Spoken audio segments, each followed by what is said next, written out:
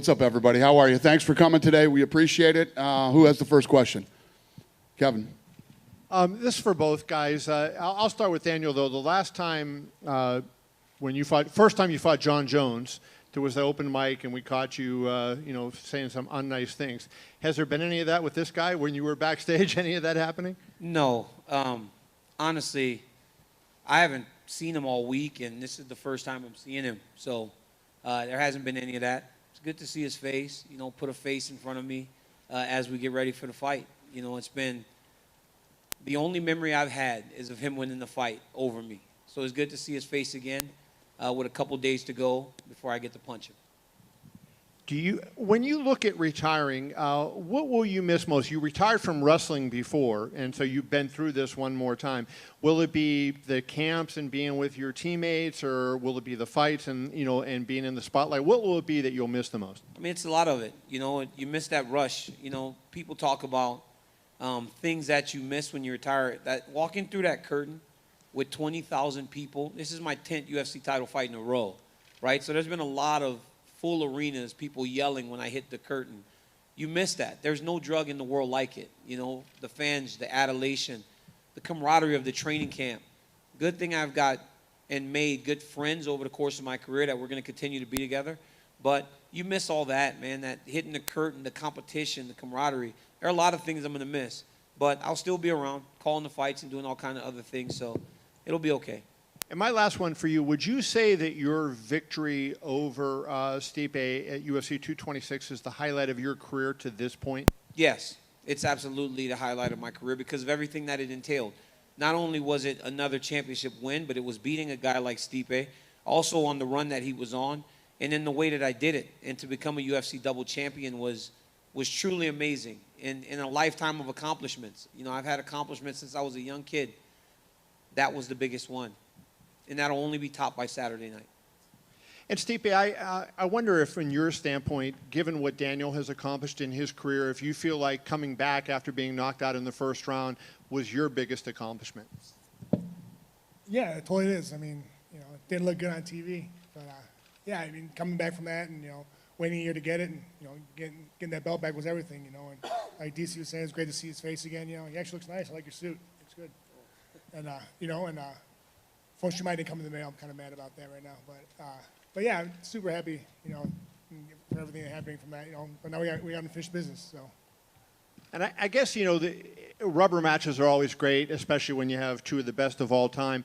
But is it a little bit difficult knowing he's going away because, he's getting a lot of attention because he's retiring? Is that bug you, or are you just happy to let him kind of get and do all the interviews and do that thing? All good. He can take it all, man. It's all good. I don't mind it. Listen, good for him, and I'm just going to hang out in the back.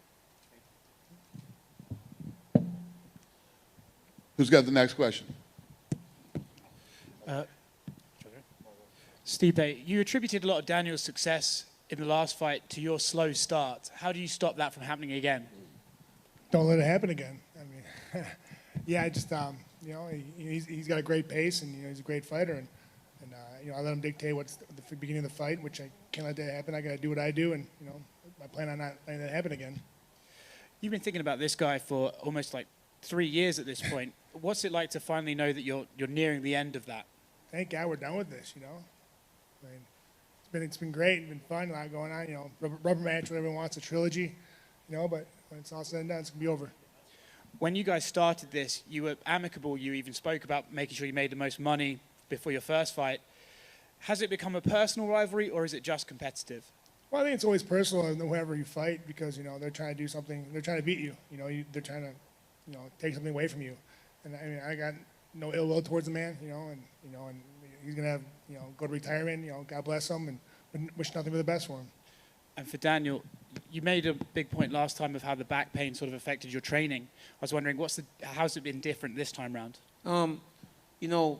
When we fought in July, I fought in November, I think, against Derek Lewis. And I fought Derek Lewis because I was having issues with my back, and I wasn't going to fight this guy on 3 weeks' notice. It wasn't happening. So I fought Derek Lewis, and then I hurt my back, ended up having back surgery in December. Well, when the fight was asked if I was going to fight him again, this was May. right? So I'm 6 months out of back surgery trying to get into a professional fight camp. And so I made a lot of concessions. When things got tight, I stopped. When I felt like I was going to hurt myself, I stopped. And I believe that it showed in the fight. You know, I'm not a guy that generally fatigues as I did. Granted, it was a high-paced fight, and he landed some good shots. But I got tired. And this time I've been able to train effectively because I was okay with knowing if I got hurt, I just wouldn't fight. And when you can accept that, you can do everything you need to do. If you could put a percentage on it, how much better are you this time round? I mean, honestly, and it's hard, right, when you ask that question because it almost puts me in a position where I take something away from what Stipe did. He won the fight, he took the damage, and he did what he had to do. But I feel much better. I feel much better today than I did last year. I mean, from the simplest things, right, like from jumping outside and running across the levee in Gilroy. Those are things that I couldn't do. Lifting weights, those are things that I couldn't do before the last camp because it just affected me physically too much. But I wanted to fight, and honestly, part of the reason was because I understood that the dude did deserve a rematch after doing all that he has done. But in hindsight, I probably would have waited a little bit. Last one from me. If you win on Saturday and walk away as the world heavyweight champion, is that the greatest exit we've seen in mixed martial arts to date? In mixed martial arts, yes. But then I think it puts you right alongside the greatest sports athletes of all time. Michael Jordan won with the Bulls when they beat the Jazz. Unfortunately, he came back. I won't come back. Peyton Manning won a Super Bowl in his last season. It would put me in that type of sphere with some of the greatest athletes that have ever competed across any sport. So when I win on Saturday, I will retire in that way. Hey guys, Jim Greasehopper, cage side seat. DC, just to follow up on that, with all due respect, how important is it for you to go out on top from the standpoint of not only getting the belt back, you talked about fighting your fight, but as you get set to retire, DC all-time great light heavyweight, but John Jones, DC all-time great heavyweight, but Stipe.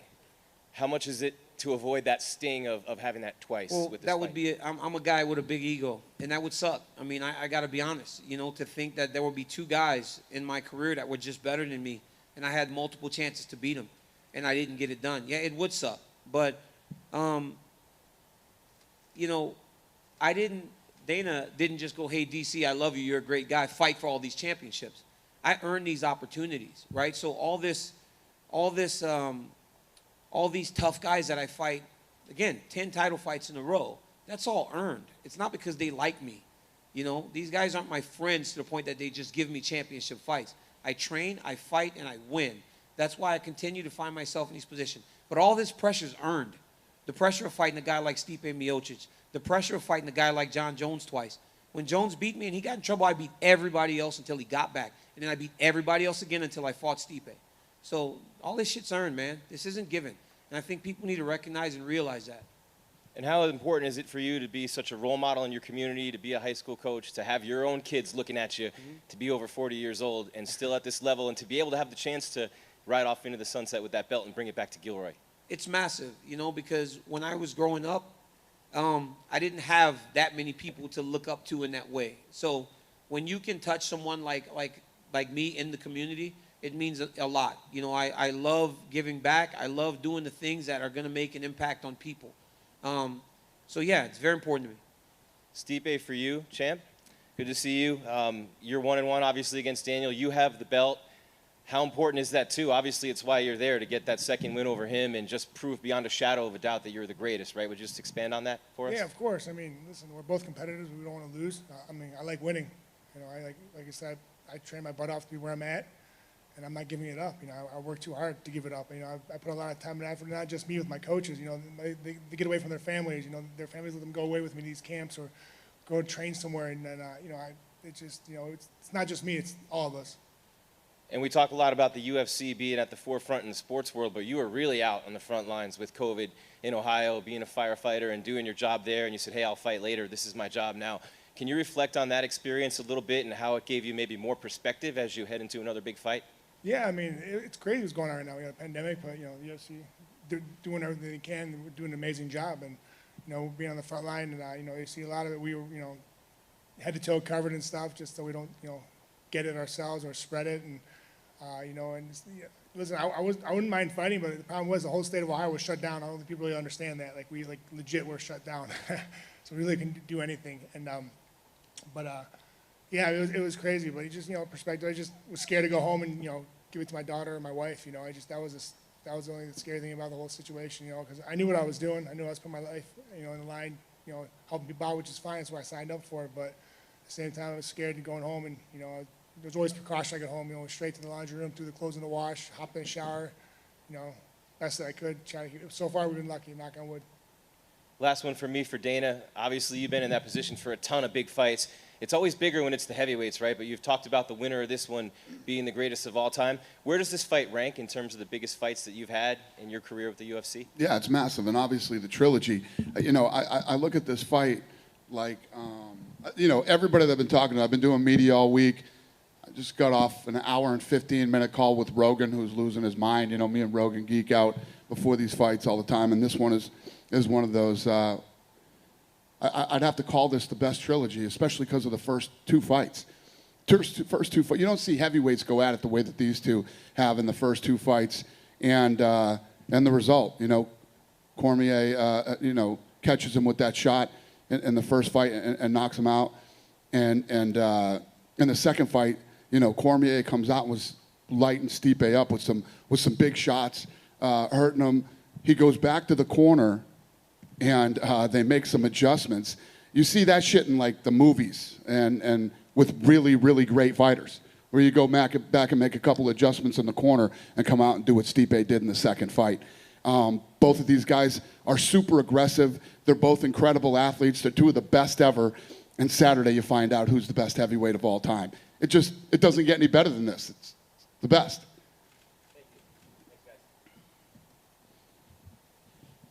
Question for both of you. I'll have DC answer it first, but just piggybacking off of what Dana just said about how big of a trilogy fight this is.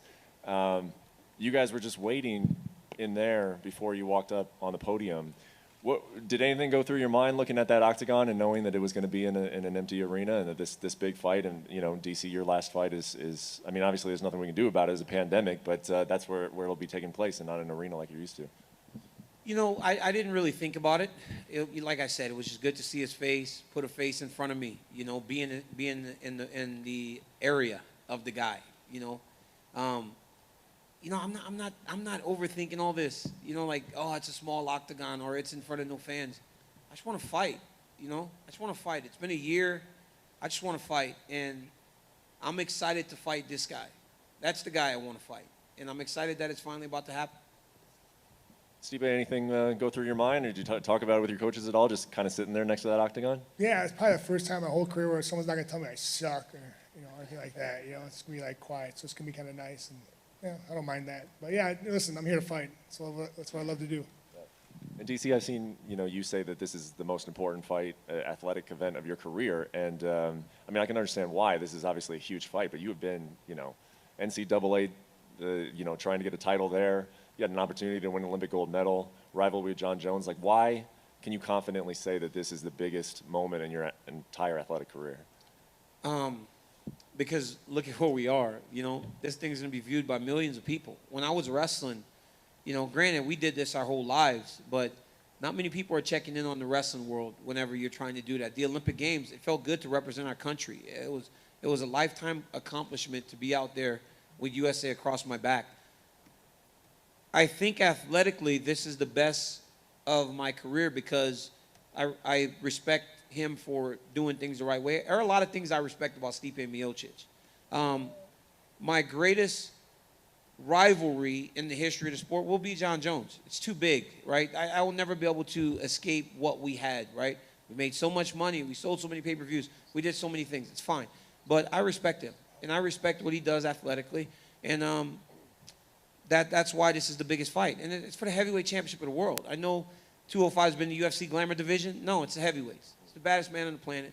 And this guy beat me last time, right? And that motivates you to do something special afterwards. I know you said this is your last fight, but how long do you think you could do this? If you were in a position where the UFC was just defend the title once every year, how long could you do it? That's why it's crazy, right? Because before, these guys used to call me, and this is partly why you know, people say I have a great relationship with the UFC. They call me 6 weeks. Would you fight Dan Henderson? Okay, I'll fight Dan Henderson. But I'm 35 at the time, right? I'm 36 years old. Hey, you want to fight this guy? Oh, Patrick Cummins is coming last week. He worked at Starbucks. You were going to fight Rashad Evans. Are you good to stay? Yeah, sure, I'll stay. I'll fight him, whatever. DC, John Jones, you're going to fight Anderson Silva in 2 days. Okay, sure, I'll fight him, right? That's why the relationship was built. But when they would call me 5 weeks and I'm 243 pounds and I can get to 205, that doesn't happen anymore. I need 13, 14 weeks. And the way I felt during this training camp, I understand that you just can't extend it and extend it and extend it. And today, right, and on Saturday, I'm the best in the world. But what if I'm not after Saturday? Great champions always have one good night, and then they tempt fate. I'm not willing to do that. And then one for Stipe. You've done very well in rematches. You know, you've had an opportunity to avenge 2 losses, and you won by knockout in both cases. Do you think that you have like an advantage? Is it your team? Do you think you have an advantage when there's a familiarity there with you and your opponent? Yeah, I think so. I think there's a lot of things we did wrong in the last fight, the last 2 fights. We just go off that, watch the film, see what we did wrong, and how to make us work on our weaknesses, and just like his camp did, work on the weaknesses I have, and work on his weaknesses to make them better. So, listen, it's gonna be a hell of a fight Saturday. I'll tell you that right now. It's gonna be awesome. Stipe, I feel like there's some rumors going around that this isn't just DC's last fight, but that you might feel like going out on top if you get the victory. Can you put that to bed? How much you continue to keep fighting? I think about retirement after every fight. Since my first fight, UFC 136, I think about retirement. Do you think about it anymore lately? No, it's the same old, I love what I do. Like, the minute I'm not having fun and it acts like a job, I'm out. But right now, I'm good. I'm happy. I had a great camp, best of my ability, especially being quarantined and with this pandemic going on. But honestly, I feel great, and, we'll see how long I go. I don't know about 40, but God bless DC, but I don't know about that. But, a little bit longer. After Saturday night, you're obviously going to be right up there. You know that there are guys coming, Ngannou, Curtis Blades. Are you excited to take on this new wave of contenders, or is it more just, when it's time to clock in for work again, I will? Yeah, exactly. My focus is on Saturday. That's all I care about. There's a lot of good guys coming up. It's great to see the division getting stronger. But right now, Saturday is my main objective. Question for DC. We've been hearing about for years from Javier Mendez and Bob Cook, these legendary matches in the gym, you versus Kane, you're training with Luke Rockhold. This is your last dance. Can one of you guys finally drop those videos on YouTube? No, I don't want you guys seeing me getting beat up all the time. Still to this day, Cain Velasquez is the toughest guy I've ever fought or trained with. He's just really good. And I believe that's part of the reason I've been so prepared to do great things, because I have great partners. But you will not see the sparring footage because I don't want people to watch me get beat all the time. I got 3 videos floating around the world of me losing right now, and that's too much for me to deal with. Finally, when you came in at AKA, obviously they had the old guard with Josh Koscheck, Fitch, and Swick. Then it was the new guys, you, Kane, Rockhold winning belts. What does it mean to you to have, just continued that legacy at AKA? And now, obviously, it's going to still keep going with Khabib. Oh, it's great. It's great. There have been a lot of camps that have been around for a really long time. And Koscheck, Fitch, they all fought for titles. But then Kane, myself, Luke, and Khabib now, we all took the next step. So seeing it so close allows people to realize, the athletes in our gym, that it's possible. We always talk about, we were the kings of the American Kickboxing Academy. We all got to the top of the world. We all wore UFC championships. What gym can say that guys went in there with no skill outside of maybe wrestling and became champions? His gym, but it's only Stipe, right? Not people that moved in. Khabib's the closest one to moving in, and he might have had 1 UFC fight when he got here. And he's the most dominant champion in the world now. So, yeah, we're very proud of our team. And, we're extremely proud of Khabib. Final one for me, for Dana. You've had some pretty epic heavyweight title fights over the years. Brock Lesnar and Kane was a big deal. Kane versus JDS, the trilogy. What makes Stipe versus DC different? Well, obviously the trilogy. The trilogy, the fact that they're 2 of the greatest heavyweights ever, and Saturday will determine who is the greatest heavyweight of all time. It's intriguing. It's exciting. The heavyweight, when you have a heavyweight champion, and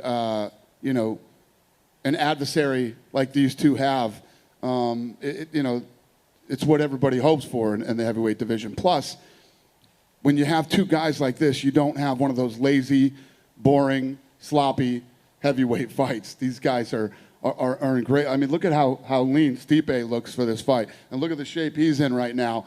And they're talking about their ages. You know, when you see guys that are this age, still in professional sports and still at the top of their game and in the shape that they're both in right now, I mean, I don't have to tell anybody in this room or anybody watching what kind of a fight you can expect on Saturday night. These guys are action-packed, lots of punches, lots of, you know, these guys try to finish. It's everything you could possibly want in a heavyweight championship fight. It's perfect. Over here, Kendrick Johnson, MMA Power Hour. This question for DC. With you being in Kane's camp for the trilogy with JDS for UFC 166, what did you learn that you can apply for this one? This is the first one of your career. Well, I was watching Kane train as the guy that won the second fight, right? And having to stay motivated to win the third fight. Because in the second fight, you understood that he found some weaknesses in Junior's game, right? So I can kind of look at things from both sides. Whereas I have the motivation of the guy that got beat, I can also try to think of what a champion feels like when he did find a weakness, when he did exploit a weakness, when he did capitalize on something. So I was able to look at it from both sides, and I took things from that camp because Kane was the guy that won. So, yeah, it was good. It was good. It really did help me. With hindsight being 2020, would you decide to stay at heavyweight if you could go back and do it, or go do what you did? No chance. I going to 205 allowed me to have the greatest rivalry maybe in the sports history, and I would not give that up. I mean, I had some great fights at 205. I got to fight Rumble twice. I got to fight Alexander Gustafsson and Dan Henderson and Anderson Silva and you know, all these guys. I got to experience some great things at 205. I would not change it for the world. It was a great move at the time, and it's still a great move looking back. And you touched on it earlier about being a role model and giveaway and all that good stuff, but nobody's really touched on how big a deal would it be for you to walk off with that belt as an African-American in the times we live in a sport that not too many African-Americans watch, as that guy? It's massive. And you know what's been great for me is that when I was fighting initially, like the black community was one area that we wanted to really break into in mixed martial arts. And I would walk the streets and people would say hi to me, but it wasn't as many black people as I would have liked. I fought John Jones, and more people started to pay attention. But now I feel support from the black community, black athletes, actors, more than anything that I've ever felt. People are aware of the UFC now, and I'm happy that I've been a guy that they can relate to and want to support. I've gotten messages from so many guys from the NBA bubble during this fight camp and over the course of this week. I've gotten messages from actresses and actors as they prepare for the fight this weekend. People are taking notice now, and that was one area we wanted to kind of touch and break more into, and I feel like we're finally doing that. Next question is for Stipe. We know the professional respect that y'all have for each other and the big interview y'all did a couple years before y'all actually fought, and being in the ring with each other now 3 times. Is this simply about who is the better man? Yeah, who's a better man? I mean, listen, like I said, I wish him nothing but the best, you know, after his retirement. But like, listen, I'm here to win, you know, and we're both competitors. We're out there and give it all we got. But you know, I'm walking out with that belt still wrapped around my waist. Final questions for Dana. Whoever wins on Saturday, will they be on your Mount Rushmore permanently? Does they secure a spot on the Mount Rushmore of MMA guys with all the guys and all the great fighters we've seen? Whoever wins this fight, will they bring that in your opinion? Yeah, it's hard. When people ask me the Mount Rushmore, I always think about the older guys, because when you think about the Mount Rushmore, I mean, it's guys from, 100 years ago or more. And, but their place, listen, Saturday night, and I said this before this week, and I'll say it again, I heard you get some of the goofballs out there that want to try to debate it. There is no debate. The winner of this fight is the greatest heavyweight ever in mixed martial arts, period. So, yeah, these guys are going to end up on some Mount Rushmore somewhere. Two future Hall of Famers, 2 of the best to ever do it, and the greatest heavyweight champion ever. For Daniel, you said you're not overthinking this fight. If you were to simplify it, would it be taking Stipe down and keeping him there, or is that sustainable cardio-wise over potentially 5 rounds? Is it maybe why you got tired after the first round in your last fight? Well, I didn't get tired after the first round. I got tired about the third round. Whenever I was starting to swing and he was hitting me, and it was just crazy. Now, the easiest path for me is to try to take him down and hold him down. When I got the takedown the first time, I held him there for about 3 minutes. But it takes energy to do that. But I don't want to just take him down. I want to fight him. Like, I like punching him in the face. It's fun. I enjoy it. His head kind of just stays there. So I like punching him. So I'm going to punch him. I'm going to wrestle. I'm going to do everything. I think that, you know, everybody talks about, oh, you're an Olympic level wrestler. Just go take this dude down. Dude knows how to wrestle. He knows how to wrestle. I felt it immediately when I grabbed his leg. I understand that he has the skills to defend takedowns. He took me down.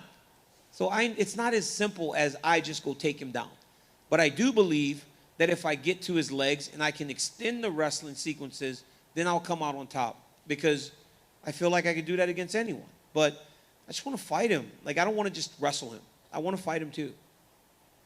And Stipe, with the success you had going to Daniel's body in the last fight, how quickly do you look to return to that, or do you anticipate he's anticipating that? I don't know. We'll see. I think one thing I'm going to do is, I guess, move my head.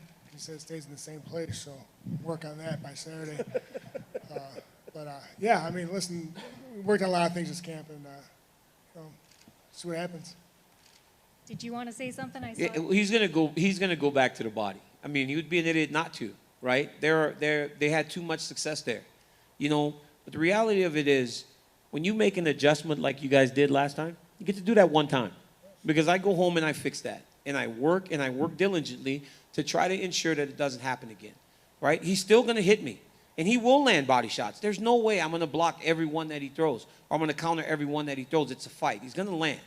But it's on me to be more prepared and more ready to go as long as this fight goes. But yeah, he's going back there. He's not being coy.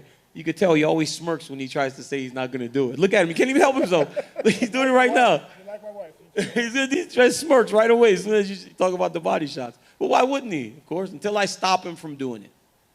And then for both of you, who is the busier guy outside of the octagon, perhaps more distracted? I mean, you both have families. You have your firefighting duties. You are everywhere in the media. Who's busier? You want to go first? No, you go. You know, I think I overextend myself at times. And this camp, I didn't have to do that. Honestly, because the pandemic has honestly been a blessing for me. Because this is the first time I had no wrestling. I called no fights. I was able to just stay home and train for the last 14 weeks. This doesn't happen for me. You know, generally as a wrestling tournament. Or I get out of practice at 2 o'clock and I'm at the wrestling room by 3:30 until 7 when I go to train again. So those were things, or appearances as the heavyweight champion, right? The ESPYs and all these other things that I had to do. I did none of that this time.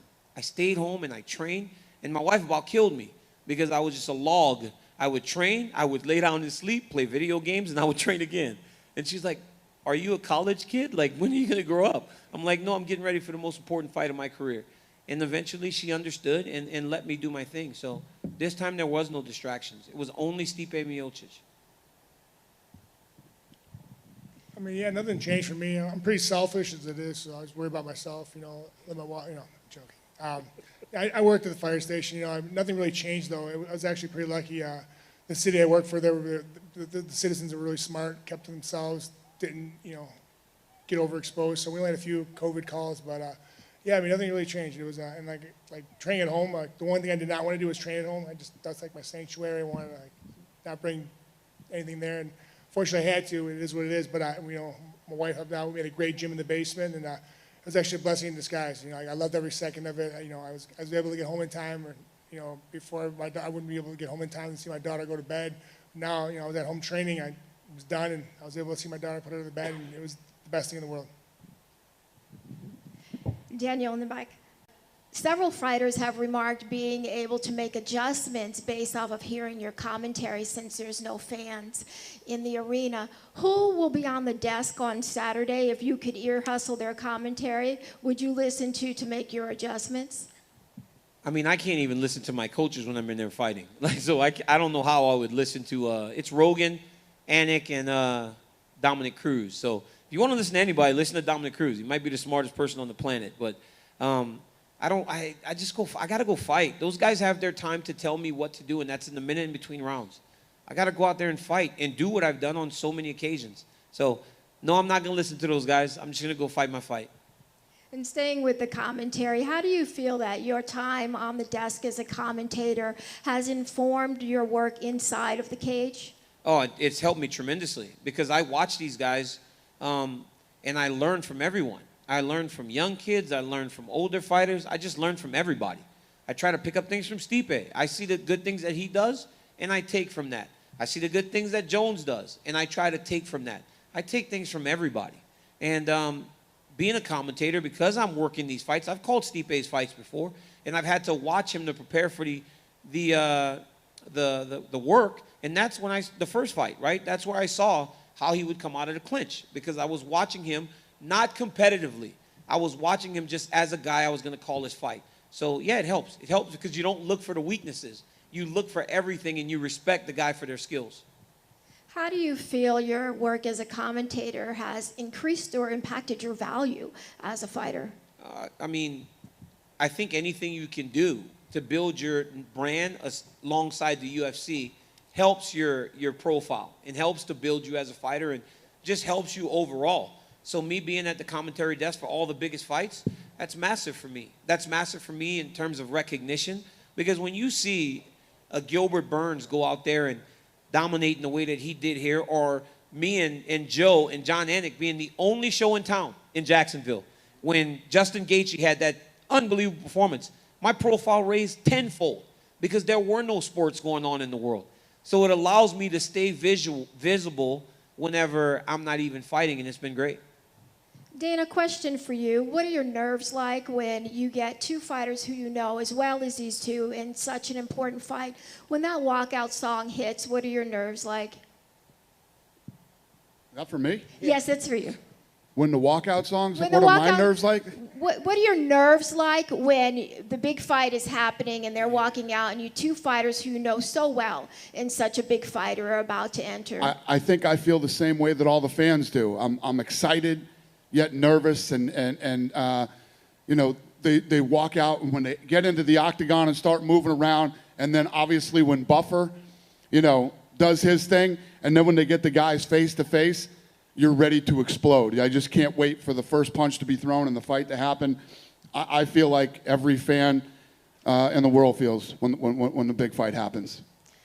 My last question is for both Daniel and Stipe. And after this fight, what will be more important to you, having the championship or what it means for your legacy? You go first because I've been going. So you go first. I'll take this one. You go first. I mean, honestly, it's all about, I mean, winning the belt, it's all about the legacy. So for me, it's, I mean, just getting that W and getting that belt. That's all I care about, which I will. That's all I think about. It's been a long time since I've never held a portion of the UFC championship, and I've never touched that belt that Stipe holds over there. So for me, it's about getting the belt and beating a very, very good fighter. So it's about the belt. It is. This question's for both Stipe and DC. The heavyweight divisions had to wait a year for this trilogy, rightfully so. When you look at all the names out there, who's most deserving for the next title shot? I mean, you should probably answer that. You'll I'm still be not around. a matchmaker. I mean, there's a lot of guys. I mean, Ngannou's looking great. Blades. I mean, yeah, I don't know. It's what the UFC wants. I fight. I'm not a matchmaker. Yeah, I think that's more for Stipe. He'll still be around, you know. So regardless of what happens Saturday, I imagine he's going to be fighting for the UFC championship against whichever of those guys. So that's kind of a question for him. I'm just going to get my belt and go into playing golf. Final question will be for Stipe because he'll be fighting. Has the fire department made you wear the championship belt while you've been cleaning toilets over this past year still? No, just that one time. Savages.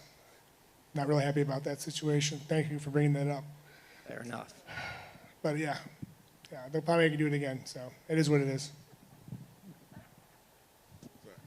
Stipe, you were just asked about legacy, but and you kind of said the belt's more important than that. But do you think about ahead, like what you want to leave, like what you want to have people remember you by when you're done?